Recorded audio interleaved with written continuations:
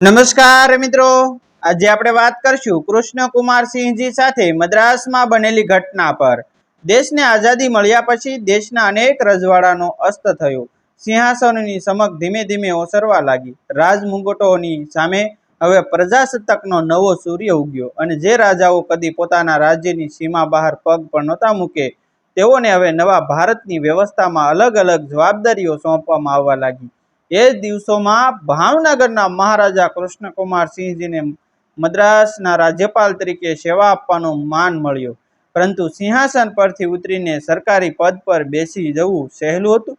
રાજાશાહીનો વૈભવ છોડીને પ્રજાની વેદનામાં ભળી જવું સહેલું નહોતું? છતાં કૃષ્ણકુમારસિંહજી એવા માણસ નહોતા કે જેમને સત્તાનો શોખ હોય। તેમને તો હંમેશા એક જ ગર્વ હતો કે હું જ્યાં જાઉં હોઉં ત્યાં મારી સામેનો માણસ ભૂખ્યો ન રહે, તરસ્યો ન રહે, રડતો ન રહે। મદ્રાસની ધરતી પર તેમણે પગ મૂક્યા ત્યારથી જ લોકોમાં ચર્ચા હતી કે ગુજરાત તરફથી આવેલો આ રાજવી માણસ બાકીના હાકીમો જેવો નથી। આંખોમાં કડકાઈ છે પણ હૃદયમાં દયા છે, બોલવામાં રાજાશાહી ઠાઠ છે પણ વર્તનમાં પ્રજાનો માણસ છે। શરૂઆતના થોડા મહિના બધું શાંત ચાલ્યું। રાજભવનમાં દરબારી નિયમો, અધિકારીઓની અવરજવર, મીટિંગો, સન્માન સમારોહ અને સરકારી ઔપચારિકતા, પરંતુ કુદરત જ્યારે કુર બને ને ત્યારે રાજમહેલનું સંગીત પણ રુદનમાં ફેરવાઈ જાય છે। અચાનક મદ્રાસના વિશાળ વિસ્તારમાં વરસાદે મોં ફેરવી લીધું। એક મહિનો ગયો, બીજો ગયો, ત્રીજો ગયો, પણ આકાશે જાણે ધરતી સાથે વેર લઈ લીધું હોય એમ એક ટીપું પાણી પડ્યું નહીં। જે ખેતરોમાં લીલોતરી લહેરાતી હતી ત્યાં તિરાડો પડવા લાગી। કૂવાઓના કાંઠા સુકાઈ ગયા, નદીઓના પેટમાં કાદવ પણ બાકી રહ્યો નહીં। ગામડાઓમાં પશુઓની આંખો ખાલી થઈ ગઈ, માઓના સંતાનોમાં દૂધ સુકાઈ ગયું, નાનકડા બાળકોના હોઠ પર રડવાનો અવાજ પણ ધીમો પડી ગયો, કારણ કે રડવા માટે પણ શરીર શક્તિ હોવી જોઈએ ને। મદ્રાસમાં હાહાકાર મચી ગયો। શહેરોમાં અનાજના ભાવ આકાશે પહોંચ્યા। ગામડાઓમાં લોકો એક મુઠ્ઠી દાણા માટે હાથ જોડવા લાગ્યા। પાણી માટે સ્ત્રીઓ માટલા લઈને માઇલો સુધી ફરે અને ખાલી હાથ પાછી આવે। સાંજ પડતા ઘરમાં ચૂલો સળગે કે નહીં એની કોઈ ખાતરી ન રહે, અને રાજભવનની બહાર દરરોજ ભેગા થતા લોકોના ચહેરા પર એક જ પ્રશ્ન દેખાતો કે સરકાર અમને બચાવશે કે નહીં? આ બધું કૃષ્ણકુમારસિંહજી પોતાના કાચના બારણા પાછળથી બેઠા બેઠા જોતા રહે એવા નહોતા। એક સવારે તેમણે અધિકારીઓ સાથે દુષ્કાળગ્રસ્ત વિસ્તારની મુલાકાત લીધી। ઘોડાગાડીઓ અને મોટરગાડીઓનો કાફલો ગામડાઓમાં ગયો। રસ્તા પર જ્યાં નજર પડે ત્યાં ધૂળ જ ધૂળ। એક વૃદ્ધ પોતાના મરતા બસડાને ગળે લગાવીને બેઠો હતો। એક મા બે બાળકોને ખાલી હાંડી બતાવીને સૂપ કરાવતી હતી। એક ખેડૂત સુકાઈ ગયેલા ખેતરોમાં ઊભો રહીને આકાશને ગાળો આપતો હતો, હવે વરસવું હોય તો વરસ, નહીંતર અમને જીવતા દાટી દે। આ દ્રશ્યો જોઈને કડક માનવાળા અધિકારીઓના ચહેરા ઉતરી ગયા, પણ કૃષ્ણકુમારસિંહજીની આંખોમાં કંઈક બીજું જ દહન સળગ્યું। રાજવી રક્તમાં અહંકાર હોય છે, પણ એ અહંકાર પોતાના વૈભવનો નહીં, પોતાની જવાબદારીનો હોય તો તે વીર બને। અને એ દિવસથી મહારાજાના મનમાં એક આગ લાગી, જ્યારે મારી પ્રજા એવી પ્રજા આ ધરતી પર ભૂખે મરે છે ત્યારે હું રાજભવનમાં ચાંદીની થાળીમાં ભોજન કેવી રીતે લઉં? સાંજે રાજભવન પરત ફરીને તેમણે ભોજનખંડમાં ગોઠવાયેલી વૈભવી જમણવાર જોઈ। ચાંદીના વાસણો ચમકતા હતા, સુગંધિત ભાત, મીઠાઈ, શાકભાજી, દૂધ, ફળ બધું ગોઠવાયેલું હતું। રસોડાના કર્મચારીઓ ગર્વથી ઊભા હતા, પરંતુ મહારાજાની આંખો અચાનક કઠોર થઈ ગઈ। તેઓ ગર્જના જેવો અવાજ કરીને બોલ્યા, આ બધું હટાવી દો। આ બધા ગભરાઈ ગયા। મુખ્ય રસોઈયાઓ ધ્રુજતા અવાજે પૂછ્યું, કોઈ ભૂલ થઈ ગઈ છે શું? કૃષ્ણકુમારસિંહે એવી નજર કરી કે ખંડમાં ઊભેલા માણસોના શરીરમાં ફફડાટ ફરી ગયો। ભૂલ તમારી નથી, તેઓ ધીમા પણ કાપતા પડતા સ્વરે બોલ્યા, ભૂલ મારી થશે જો હું આજે આ ભોજન લઈ લઉં।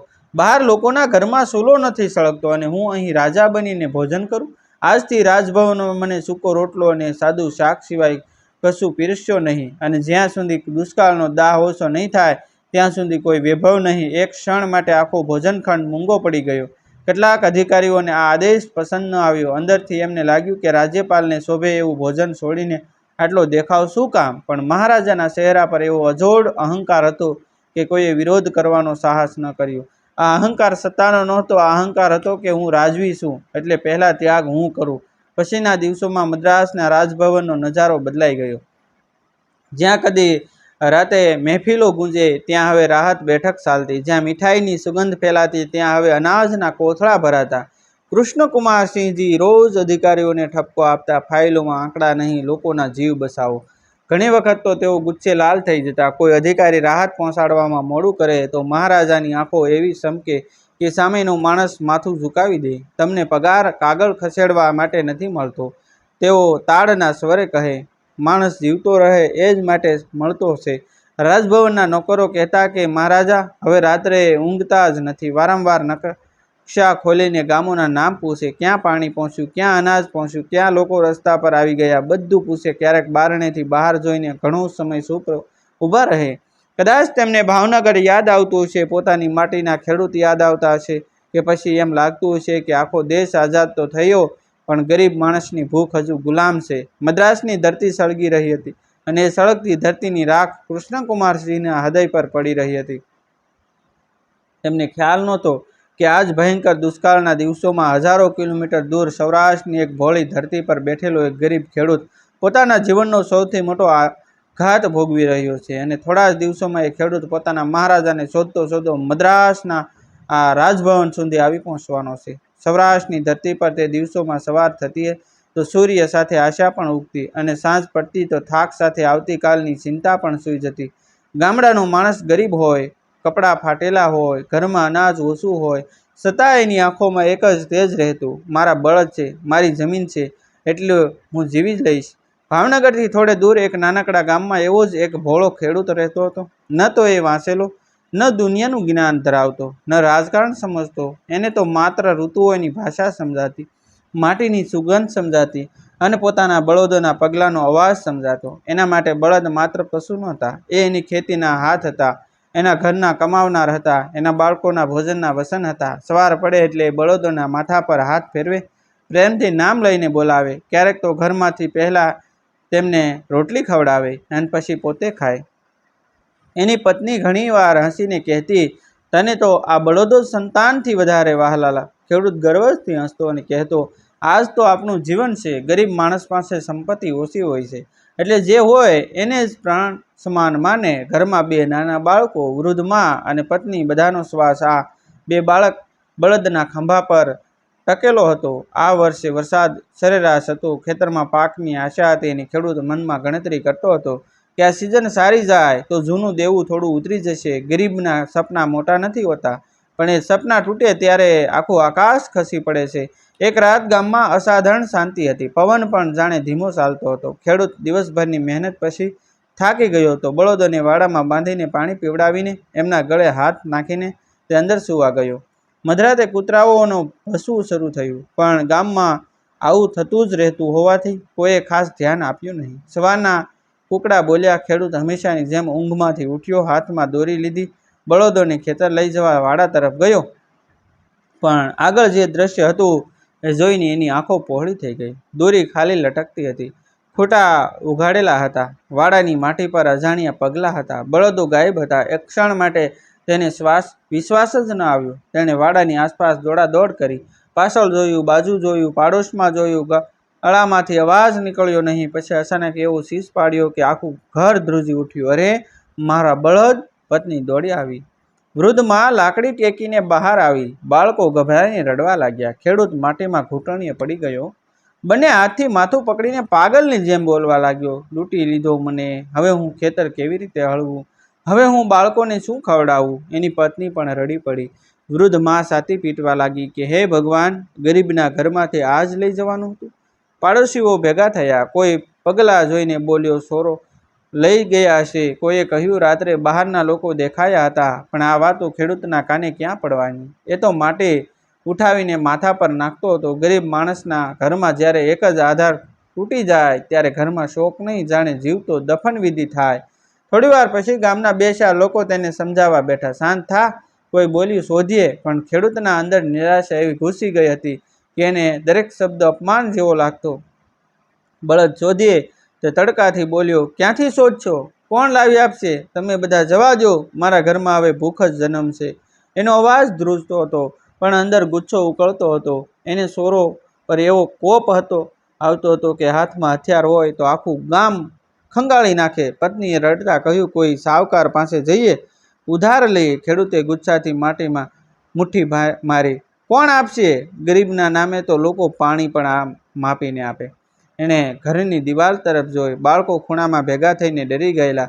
વૃદ્ધ માં આંખ લૂછતી પત્નીના ચહેરા પર નિરાધારતા. એ ક્ષણે ખેડૂતને પહેલીવાર પોતાની ગરીબીનો એવો અપમાન અનુભવાયો કે છાતી ભભૂકી ઉઠી. મારી પાસે બળદ હોત તો હું કોઈ આગળ હાથ ન ફેલાવું, તે બોલ્યો. પણ હવે હું શું, ભિખારી?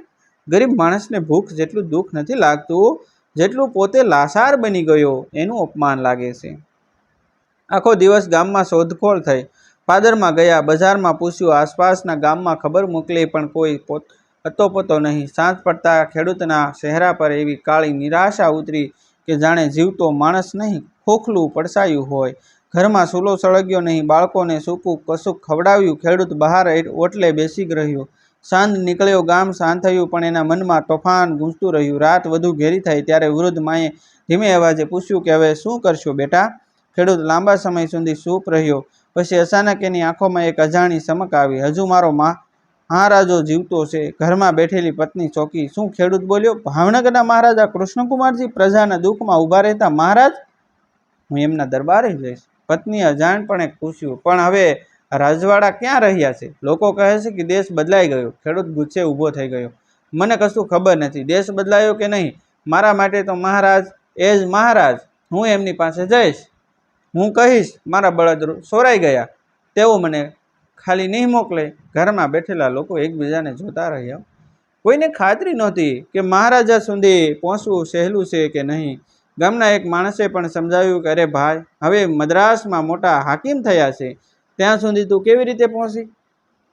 ખેડૂતના ચહેરા પર અચાનક એવી જીદ આવી કે જાણે ડૂબતો માણસ અંતિમ લાકડું પકડી લે.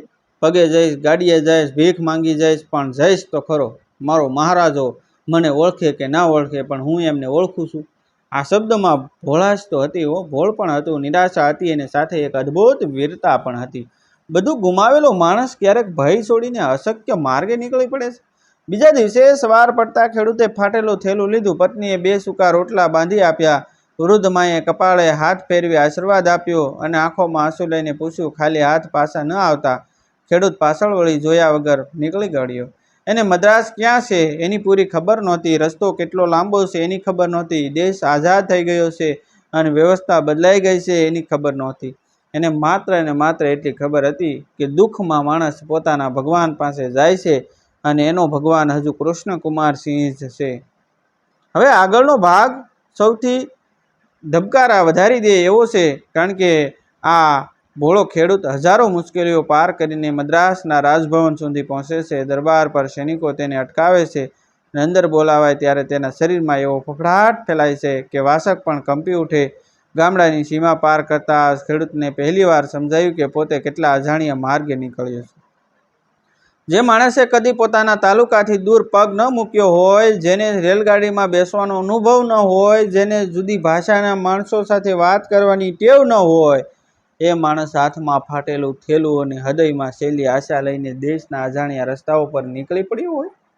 શરૂઆતના 2 દિવસ તો ગામથી ગામ ચાલતો ગયો. ક્યાંક કોઈ ગાડીએ થોડું આગળ બેસાડી દીધો, ક્યાંક કોઈ દયાળુ માણસે પાણી આપ્યું, ક્યાંક મંદિરમાં રાત કાપી. પણ રસ્તો વધતો ગયો તેમ એની ગરીબીનું અપમાન પણ વધતું ગયું. મોટા શહેરના સ્ટેશન પર પહોંચ્યો ત્યારે લોકોની ભીડ જોઈને એની આંખો સકરાઈ ગઈ. કોઈ દોડે, કોઈ શીશે, કોઈ ધક્કા મારે. એને ખબર નહોતી કોઈ ગાડી ક્યાં જાય. 2-3ને પૂછ્યું તો કોઈએ મજાક કરી, કોઈએ ધક્કો મારી હંડળાવી દીધો. એક માણસ તો સીધું કહી દીધું, અરે હટ ભિખારી. આ શબ્દ સાંભળતા ખેડૂતની અંદર આગ ભભૂકી ઉઠ્યો. ગરીબ હતો, હા, ફાટેલા કપડાં હતા, હા, પણ ભિખારી નહોતો. એ પોતાના હક માટે નીકળ્યો હતો. અપમાનના ઘૂંટડા ગળી જતો રહ્યો, કારણ કે હવે પાછા ફરવાનું નામ નહોતું. એક દયાળુ મુસાફરે એની વાત સાંભળી, મદ્રાસ જતી ગાડી બતાવી અને થોડા પૈસા આપ્યા. ખેડૂતે આંખ ભીની કરીને આશીર્વાદ આપ્યો. ગાડીમાં બેઠો ત્યારે બારણેથી ભાગતા દ્રશ્યો સાથે એનું મન પણ દોડતું હતું. મહારાજા મળશે, ઓળખશે કે મને બહારથી ઝાંકી કાઢશે? દરેક પ્રશ્ન સાથે છાતી ધબકતી, પણ દરેક ભય પછી પોતાને એક જ વાત કહેતો કે મારો મહારાજો છે, હું ખાલી નહીં ફરી આવું. કેટલાક દિવસોની મુસાફરી પછી જ્યારે તે મદ્રાસ પહોંચ્યો ત્યારે જાણે બીજી દુનિયામાં આવી ગયો. જુદી ભાષા, જુદા ચહેરા, ગરમીનો તાપ, રસ્તાઓની ભીડ, ઊંચી ઇમારતો. ખેડૂત મૂંઝાઈ ગયો. એને રાજભવન ક્યાં છે એની ખબર નહોતી. ઘણા લોકોને પૂછતો ગયો, કોઈ સમજતું નહીં. કોઈ હાથથી દિશા બતાવતું. ધૂળ, તરસ, ભૂખ અને થાક વચ્ચે આખરે એક બપોરે એને દૂર એક ભવ્ય ઇમારત દેખાઈ. ઊંચો દરવાજો, સૈનિકો, અંદર બહાર આવતી મોટરગાડીઓ, લહેરાતો ધ્વજ. ખેડૂત થંભી ગયો. આ જ હશે, એણે મનમાં કહ્યું, પણ તરત જ પગ ભારે થઈ ગયા. જ્યાં સુધી રસ્તો હતો ત્યાં સુધી મહારાજને મળવાની આશા હતી. દરવાજા સામે પહોંચતા જ ભયે ગળું દબાવી દીધું. અંદર જવા દેશે? મારા જેવા ગરીબને કોણ પૂછે છે? જો ગુસ્સે થઈ ગયા તો? તેમ છતાં તેણે કાંપતા પગે આગળ વધ્યા. દરવાજા પર ઊભેલા સૈનિકો તેની હાલત જોઈને જ કડક અવાજ કર્યો. ખેડૂત કંઈ સમજે એ પહેલાં જ બીજા સૈનિકે હાથથી રોકી દીધો. ભાષા અલગ હોવાથી શબ્દો સમજાયા નહીં, પણ અંદાજ આવી ગયો કે પૂછપરછ ચાલી રહી છે. ખેડૂતે ધ્રુજતા અવાજે કહ્યું કે મારે મહારાજા કૃષ્ણકુમારજીને મળવું છે. હું ભાવનગરથી આવ્યો છું. ભાવનગર શબ્દ સાંભળતા એક અધિકારીએ આશ્ચર્યથી તેની તરફ જોયું. ખેડૂતની હાલત દયનીય હતી. ધૂળથી ભરેલો ચહેરો, ફાટેલી ધોતી, આંખોમાં નિંદ્રાહીનતા, હોઠ સુકાયેલા. અધિકારીએ ફરી પૂછ્યું, શું કામ? ખેડૂતે ગળું ભીનું કરીને કહ્યું કે મારા બળદ ચોરાઈ ગયા. હું મારા મહારાજા પાસે આવ્યો છું. આ સાંભળીને આસપાસના કેટલાક કર્મચારીઓના ચહેરા પર અડધી હાંસી આવી ગઈ. એમને લાગ્યું કે આ પાગલ છે કે શું? અહીં રાજ્યપાલ બેઠા છે અને આ માણસ બળદની ફરિયાદ લઈને આવ્યો છે. એક કંટાળાથી કહ્યું કે હટાવી ગયો. ખેડૂતના હૃદય પર આ શબ્દો છરીની જેમ વાગ્યા. અપમાનની ગરિમાથી આંખ લાલ થઈ ગઈ, પણ હાથ જોડીને એ વિનમતો રહ્યો. એકવાર કહી દો, હું બહુ દૂરથી આવ્યો છું. મારા મહારાજને કહી દો મને મળવું છે. અને અવાજમાં એટલી કરુણા હતી કે આખરે અંદર જાણ કરવામાં આવી. રાજભવનના એક ખંડમાં તે સમયે કૃષ્ણકુમારજી અધિકારીઓ સાથે દુષ્કાળની ચર્ચામાં હતા. ચહેરા પર ગંભીરતા. ટેબલ પર નકશા, અનાજ અને પાણીની વ્યવસ્થા અંગે તીવ્ર ચર્ચા થઈ રહી હતી. તે કર્મચારી અંદર આવી ધીમે બોલ્યો કે બહાર ભાવનગર તરફથી કોઈ ખેડૂત આવ્યો છે. ખૂબ આગ્રહ કરે છે કે આપને મળવું છે. ભાવનગર નામ સાંભળતા કૃષ્ણકુમારજી થોડું અટક્યા. પોતાના વતનની માટીનો કોઈ માણસ હજારો કિલોમીટર દૂર આવી પહોંચ્યો. આ જ વાત તેમને અંદરથી સ્પષ્ટી ગઈ. તેણે તરત કહ્યું કે અંદર મોકલો. બહાર ઊભેલા ખેડૂતને જ્યારે કહેવામાં આવ્યું કે અંદર બોલાવાયો, ત્યારે તેની છાતી જાણે ધબકારાથી ફાટી નીકળે એવી થઈ ગઈ. હવે શું થશે? મને દંડ કરશે? આટલા મોટા હાકીમનો સમય બગાડ્યો છે. શરીરમાં ફફડાટ એવો ફેલાયો કે પગ આગળ વધતા નહોતા. હાથ પસીનાથી થેલું ભીનું થઈ ગયું. દરવાજો ખોલ્યો. અંદર વિશાળ ખંડ, ઊંચી છત, મોટા ટેબલ, ચોખ્ખા કપડામાં અધિકારીઓ અને વચ્ચે રાજવી ગૌરવ સાથે બેઠેલા મહારાજા કૃષ્ણકુમારસિંહજીઓ. ખેડૂતની નજર જેમ જ એમના ચહેરા પર પડી એમ એને પોતાના ભાવનગરના દિવસો યાદ આવી ગયા. એ ક્ષણે એને લાગ્યું કે હા, આ જ મારા મહારાજ. પણ સાથે જ પોતાનો ફાટેલો વેશ જોઈને શરમથી માથું ઝૂકી ગયું. તે અંદર ધ્રુજતા જ ગભરાઈને જમીન પર બેસી પડ્યો. શબ્દો ગળામાં અટવાઈ ગયા. રૂમમાં બેઠેલા કેટલાક અધિકારીઓને આ દ્રશ્ય સહજ લાગ્યું. કોઈને ગુસ્સો આવ્યો કે આ માણસને શિષ્ટાચાર નથી, પણ કૃષ્ણકુમારજીએ હાથ ઊંચો કરીને સૌને ચૂપ રહેવાનો સંકેત આપ્યો. ખંડમાં એવી શાંતિ છવાઈ ગઈ કે ખેડૂતનો ધબકારો સંભળાય. કૃષ્ણકુમારજી ધીમેથી પોતાની ખુરશીમાંથી ઊભા થયા. તેઓ ચાલતા ચાલતા ખેડૂતની પાસે આવ્યા. ખેડૂતને લાગ્યું કે હવે તો ઠપકો પડશે, કદાચ બહાર કાઢી મૂકે. શરીર કાંપતું હતું, આંખ ઊંચી કરવાની હિંમત નહોતી. ત્યારે એક ગાઢ ગૌરવ સભર અને છતાં અજોડ મમતા ભરેલો અવાજ તેના કાને પડ્યો. બોલ ભાઈ, શું થયું? બસ 4 શબ્દોએ ખેડૂતના અંદરના બધા બંધ તોડી નાખ્યા. એ ફાટી પડ્યો. રડતા રડતા હાથ જોડ્યા. ગળું કાંપતું હતું. મહારાજ, એ શબ્દ સાથે આંસુઓ માટીમાં ટપક્યા. મારા બળદ ચોરાઈ ગયા. ખંડમાં બેઠેલા અધિકારીઓ એકબીજાને જોતા રહી ગયા. તેમને લાગ્યું કે એટલા માટે આ માણસ અહીં આવ્યો. પણ કૃષ્ણકુમારસિંહજીના ચહેરા પર અચાનક એક અજાણી કઠોરતા છવાઈ ગઈ. તેમણે ખેડૂતને ઉપરથી નીચે જોયો. એના પગની ધૂળ, આંખની વેદના, અવાજનો ભંગ બધું વાંચી લીધું. અને એ ક્ષણે તેમને સમજાઈ ગયું કે આ માણસ બળદ નહીં, પોતાનું આખું જીવન ગુમાવીને આવ્યો છે. કૃષ્ણકુમારસિંહજી થોડા ક્ષણ સુધી મૌન રહ્યા.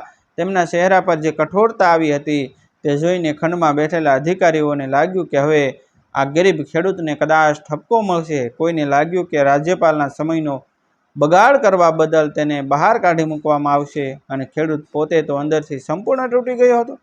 હવે થયું તેમ મનમાં બોલ્યો, મોટા મહારાજ પાસે આવીને બળદની રડગાંઠ રડી. હવે તો દંડ થશે. એની પીઠ પર પસીનો વહી રહ્યો હતો. હાથ હજુ જોડાયેલા, આંખો જમીન પર. ખંડમાં એવી નિર્ભળ શાંતિ કે દિવાલ પર લટકતી ઘડિયાળનો ટીક ટીક અવાજ પણ ભારે લાગતો. અચાનક કૃષ્ણકુમારજીનો અવાજ ગરજ્યો, તારા બળદ ચોરાઈ ગયા અને તું આટલો રસ્તો કાપીને અહીં આવ્યો? આ શબ્દમાં કરુણા હતી કે ગુસ્સો. ખેડૂત સમજી શક્યો નહીં. ડરથી એનું ગળું બધું સુકાઈ ગયું. હા મહારાજ, એ મુશ્કેલીથી બોલ્યો. ઘરે નાના બાળકો છે, ખેતર બિન બળદનું પડ્યું છે, બીજું કોઈ દ્વાર ન દેખાયું એટલે આપના દ્વારે આવ્યો. બીજું કોઈ દ્વાર ન દેખાયું? આ શબ્દોએ જાણે કૃષ્ણકુમારસિંહજીના હૃદય પર હથોડો મારી દીધો. એક ગરીબ પ્રજાજનને દેશ, સરકાર, કચેરી, કાયદો કશું સમજાયું નહીં. એને ફક્ત પોતાનો મહારાજો યાદ આવ્યો. આ શ્રદ્ધા હતી કે સમયના ચહેરા પર મારેલો તમાશો. કૃષ્ણકુમારસિંહજીની આંખોમાં એક પળ માટે ભીની ચમક આવી, પણ તરત જ તેઓ પાછા સિંહ બની ગયા. તેમણે પાછળ ઊભેલા મુખ્ય અધિકારી તરફ તીખી નજર કરી. આ માણસને તમે જુઓ છો? તેઓ કાપા પાડતર સ્વરે બોલ્યા. આ માત્ર ખેડૂત નથી, આ મારા દેશની આત્મા છે. રજવાડા ખતમ થઈ ગયા, પદ બદલાઈ ગયા, કાયદા બદલાઈ ગયા, પણ આ ગરીબના મનમાં વિશ્વાસ હજી જીવતો છે કે તેનો મહારાજો એને નિરાશ નહીં કરે. અને જો આજે હું એને ખાલી મોકલી દઉં તો ખાલી એક માણસ નહીં, એક વિશ્વાસ મરી જશે. ખંડમાં બેઠેલા બધા માણસો મૌન થઈ ગયા. કૃષ્ણકુમારસિંહજીનો ચહેરો લાલસોળ હતો. એ ગુસ્સો ખેડૂત પર નહોતો, એ ગુસ્સો હતો એ વ્યવસ્થા કે જેમાં ગરીબને સહારો શોધવા હજારો કિલોમીટર ભટકવું પડે. અમે આઝાદ થયા છીએ એવું કહેવાય છે, તેઓ ભારે સ્વરે બોલ્યા, પણ જો ગરીબને હજી ન્યાય માટે પોતાના જૂના રાજાને યાદ કરવો પડે તો શરમ કોને આવવી જોઈએ? કોઈ અધિકારીની આંખ ઊંચી કરવાની હિંમત રહી નહીં. રાજવી અહંકાર ત્યાં પૂરેપૂરો દેખાતો હતો. સિંહાસન ગયું હશે પણ પ્રજા ધર્મ જતો નથી. કૃષ્ણકુમારજી આગળ વધ્યા. પોતે ખેડૂતની નજીક જઈને ઊભો કર્યો. ખેડૂતના ખભા પર હાથ મૂકતા જ એ ધ્રુજી ઉઠ્યો. આ સ્પર્શમાં એવી પિતૃત્વ ભરી વીરતા હતી કે ખેડૂતનો અર્ધ તો ભય ત્યાં જ ઓગળી ગયો. નામ શું છે તારું?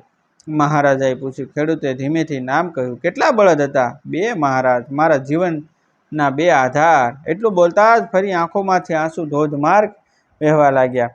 કૃષ્ણકુમારજીએ ખજાનચીને બોલાવવાનો આદેશ આપ્યો. ખંડમાં ઊભેલા બધાને આશ્ચર્ય. ખજાનચી દોડી આવ્યો. મહારાજાએ એક એક શબ્દ દબાવીને કહ્યું કે આ ખેડૂતને તાત્કાલિક 5000 રૂપિયા આપો. એક ક્ષણ માટે સમય ઝટકી ગયો. 5000? તે સમયનો આંકડો સાંભળીને અધિકારીઓના ચહેરા અવિશ્વાસ ફાટી નીકળ્યો. આ તો એક ગરીબ ખેડૂતના અનેક વર્ષોની કમાણીથી પણ વધુ. ખજાનચીએ અચકાઈને મહારાજાની તરફ જોયું. કદાચ ખાતરી કરવા કે સાસુ સાંભળ્યું? કૃષ્ણકુમારસિંહજીએ ગર્જના કરી. હું ફરી કહું. ખજાનચી ધ્રુજતો ખજાનાની તરફ દોડી ગયો. ખેડૂતને તો વિશ્વાસ જ ન આવ્યો. એને લાગ્યું કદાચ કાને ખોટું પડ્યું. એ મોં ખુલ્લું રાખીને મહારાજાને જોતો રહ્યો. કૃષ્ણકુમારજી તેની આંખોમાં આંખ નાખીને બોલ્યા, જા, નવા બળદ લઈ લે, ખેતી ફરી શરૂ કર, બળદોને ભૂખ્યા ના સોડાવતો. અને સાંભળ, તારો મહારાજો હજી જીવતો છે. બસ આ વાક્ય સાંભળતા ખેડૂતની અંદરના બધા બંધ તૂટી પડ્યા. એ મહારાજના પગમાં ઢળી પડ્યો. એવો રડ્યો કે ખંડમાં ઊભેલા ઘણા લોકોની આંખો ભીની થઈ ગઈ. મહારાજા, હું શું આપું આપને? તે ફફડતા અવાજે બોલ્યો. કૃષ્ણકુમારજીએ તેને ઉસક્યો. ખેતી કર, એ જ આપ. આ શબ્દોમાં રાજવી દાન નહીં, એક પિતાની આજ્ઞા હતી. થોડા સમય પછી ખેડૂતના હાથમાં કપડામાં બાંધેલા રૂપિયા મૂકવામાં આવ્યા. એના હાથ કાંપતા હતા. વારંવાર એ ગાંઠને સ્પર્શે, પછી મહારાજને જુએ, પછી ફરી રડી પડે. થોડા દિવસ પહેલા જે માણસે પોતાના વાડામાં ખાલી દોરી જોઈને જીવન ખતમ થઈ માની લીધું હતું, એ જ માણસ આજે નવા જીવનનો વિશ્વાસ લઈને ઊભો હતો. બહાર નીકળતા રાજભવનના તે સૈનિકો હવે એને જુદી નજરે જોતા હતા. થોડા સમય પહેલા જેને ભિખારી સમજી ધક્કો મારવામાં આવ્યો હતો, એ જ હવે મહારાજની કરુણાનો જીવતો સાક્ષી બની રહ્યો હતો. ખેડૂત રાજભવનની સીડીઓ ઉતર્યો ત્યારે મદ્રાસની ગરમી વચ્ચે પણ એને લાગ્યું કે શરીર હળવું થઈ ગયું. આંખોમાં આંસુ હતા, પણ એ આંસુ નિરાશાના નહોતા. એ આંસુ વિશ્વાસ બસી ગયો એના હતા. હજારો કિલોમીટર દૂર ભાવનગરની ધરતી પર તેની પત્ની, વૃદ્ધ મા અને બાળકોને ખબર પણ નહોતી કે તેમનું ભવિષ્ય આ ક્ષણે ફરી લખાઈ રહ્યું છે. ખેડૂત પાછો ફર્યો ત્યારે ગામમાં લોકો આશ્ચર્યથી જોયા કરે. ખરેખર મળ્યા મહારાજ? કોઈ પૂછે. ખેડૂતની આંખ ફરી ભીની થઈ જાય. મળ્યા નહીં, તે ગર્વથી કહે, મારા બાપ મળ્યા. કૃષ્ણકુમારજી જેવા રાજવીનું હૃદય બદલાયું નહીં. ભોળા ખેડૂતને દેશ આઝાદ થયો કે શાસન બદલાયું એની ખબર નહોતી, પણ તેને એટલી ખબર હતી કે દુઃખ આવે ત્યારે જેનું નામ યાદ આવે એ જ પોતાનો સાચો રાજા. અને કૃષ્ણકુમારસિંહજીએ નામને ખાલી પડવા દીધા નહીં. આવા જ હતા ભાવનગરના મહારાજા કૃષ્ણકુમારજી. જય મિત્રો, ખરેખર એકવાર સાંભળવા લાયક સ્ટોરી છે મિત્રો. આવા જ વિડીયો જોવા માટે અમારી ચેનલ સાથે બન્યા રહેજો.